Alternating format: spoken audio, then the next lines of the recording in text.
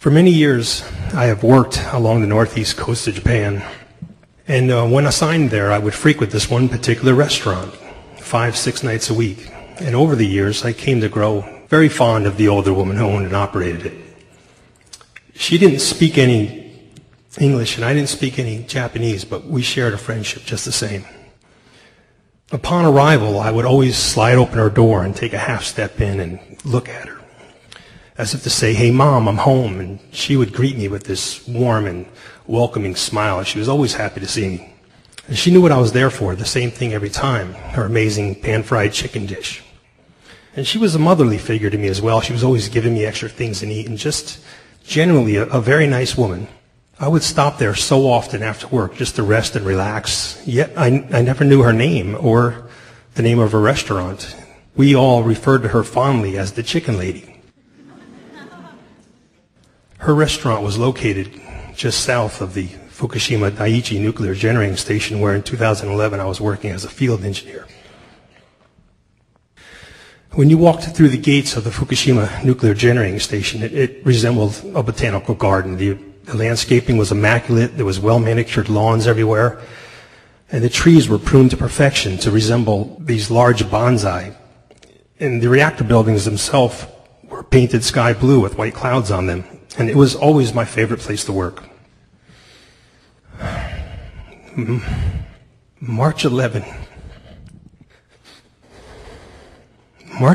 2011 was a beautiful sunny day there. My crew and I were working inside of the Reactor 1 turbine building, a huge rectangular shaped building, similar in size to an international airport hangar.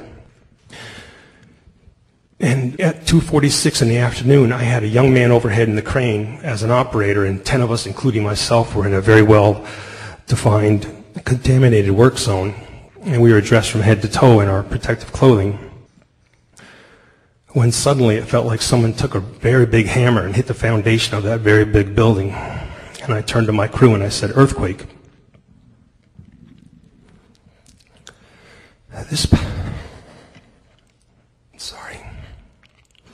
This powerful earthquake caused these massive upheavals of the earth and then these dropping sensations, and it was taking this entire structure we were within it. It was very violent, and it was just starting. I was trying to navigate my way around my crew the whole time, keeping an eye on this young man in the overhead crane, and he was taking the ride of his life as this crane just hopped on its tracks and crabbed, and it was really difficult to watch. The concrete floor and walls around us began to crack, and sections of ductwork were coming down, but the lights were dropping everywhere, and this huge, vast space that we were in quickly filled with what I first thought was smoke, but it was actually this thick cloud of dust that was being thrown airborne from this huge structure, getting the living hell shook out of it. And, we were all right there on the borderline of panic, and the lights, we lost the lights, the power to the lights went out, and we were in the pitch black.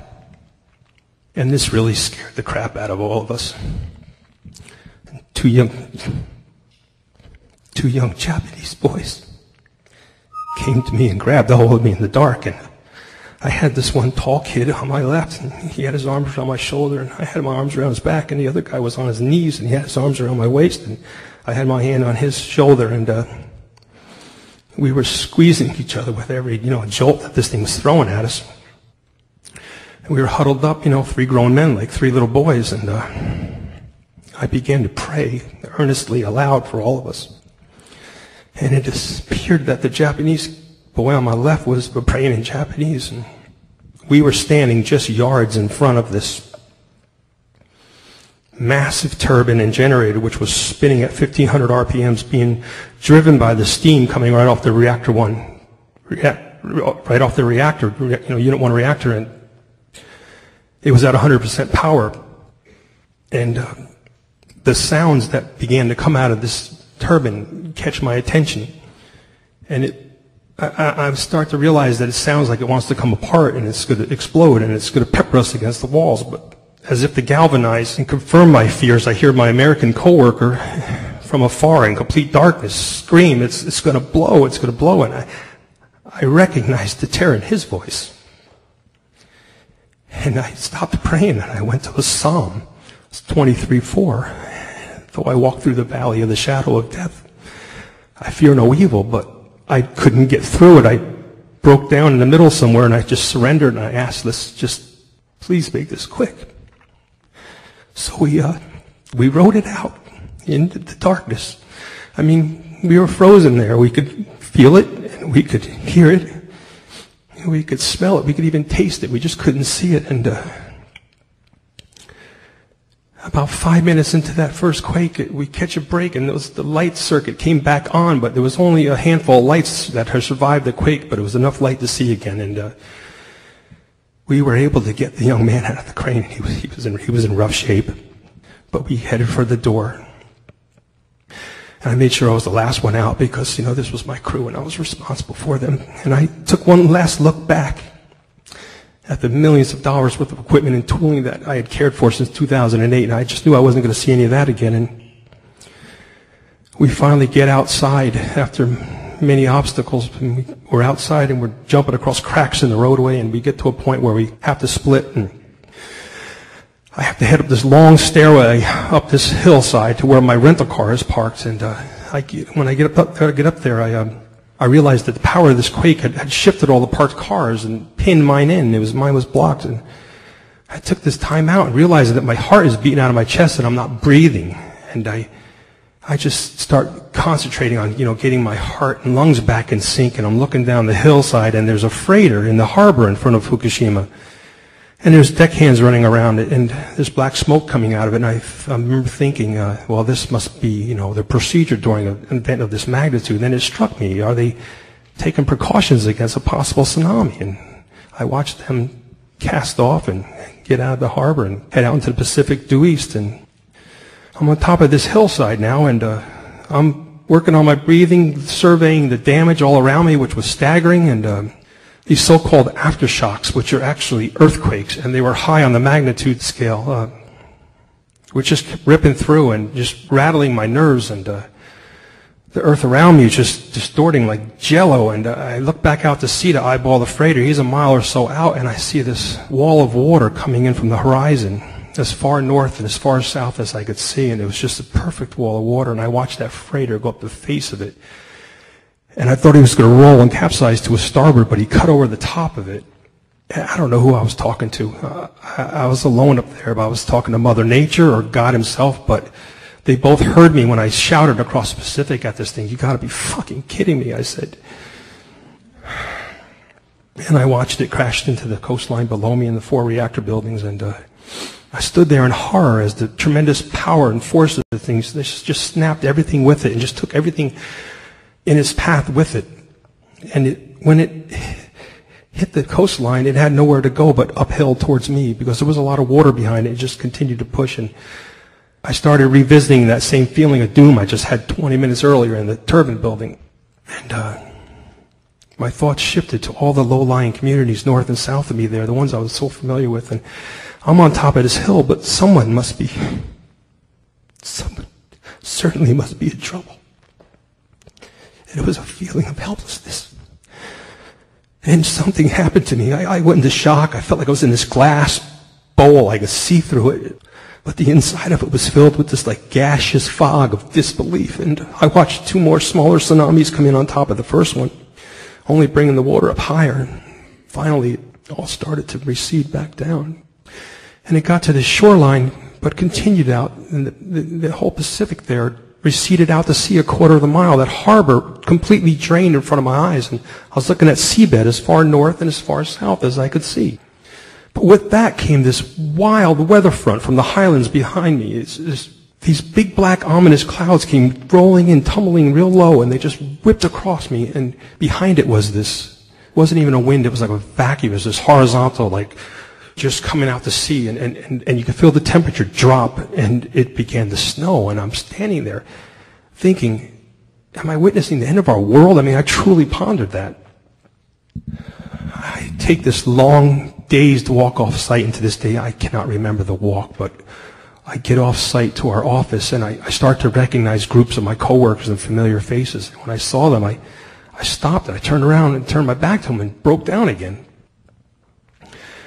And we were eventually evacuated to this parking lot up in the hills where we spent a very long night. And the power was out, of course, no water. And I tried to call my wife. Sorry. I tried to call my wife for hours, in vain, but the network was busy. And around midnight, I asked 2 friends. I said, take me to town.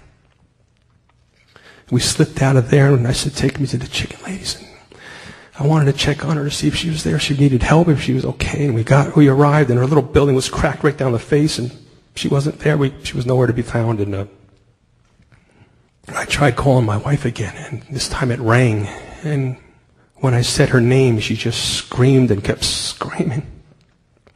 And I just kept saying, bad, very bad. And I eventually get home on March 16th, 5 days later, and you would think that, getting home would cure all that ails you. But it was there that everything started to manifest. I learned about the loss of life in Japan. I saw the footage on TV. I learned about the reactors that I had serviced for 20 years exploding behind me. And I was tired. I was exhausted. I had no energy, but I couldn't sleep, and I was depressed, heartbroken, and guilty. And even though I was surrounded with my family, I was alone with these emotions. And I found myself in my recliner like a vegetable for a month before I even realized the month had passed. And nothing was important. Nothing. I was out of work for 5 months, and I learned of a program set up by the Japanese government allowing residents back into their homes and apartments. And I was going back. That was it. It was absolutely necessary that I go back. I needed to go back, and I returned to the exclusion zone on December 3rd. And after several checkpoints, I was given protective clothing from head to toe again, and not to go to work, but to enter the community and neighborhood where I lived. And I asked my escort to take me to the restaurant first, and when I pulled her door open this time, I was tearing cobwebs with it, and that was unsettling to me because it was obviously clear that no one had opened that door in 9 months. And it just made me wonder and worry more about what had happened to her. From there, we went to my apartment. I opened that door for the first time since the morning of March 11th, then when I left for work, and it was a shambles. Everything was on the floor, and all the contents of the cabinets had been thrown out, and the fridge was on its side, and there was cracks in the wall. Even my fiberglass bathtub was shattered, and I started to clean up, and my escort said, you don't have to do this. And I said, yes, I do. I'm responsible for this space and this mess, and I cleaned it all up from end to end, and I found what I was hoping to find was my wedding ring. And I also picked up my alarm clock, the one that woke me up that morning. The battery had popped out of the backside, and the hands were frozen at 2:47, the same time as the earthquake. And the time had literally stood still in that apartment for 9 months. And when I finished there, I backed my way out and closed that door, literally closing that door behind me. And it was therapeutic, to say the least, and I had some relief and I had some closure, and but I still had one thing I needed to find out. I still needed to learn the fate of the chicken lady. And that night I reached out to the Japan Times and asked them if they could help me find her. Is she with family? Is she going to be okay? Can I help her? And eventually they did find her, and they told me her name. For the first time I learned her name. And it was Owada. Owada is her family name, Mrs. Owada-san. And they told me the name of her restaurant was Ikoi, I-K-O-I. And they told me that Ikoi in Japanese means rest, relax, and relief. And I'm thinking, what a wonderful name for a little place. I used to stop there so often after work to rest and relax. Now I had this relief, in knowing that these disasters didn't take her, that she was alive. And then finally on February 19th, 2012, Mrs. Owada-san sends me a letter.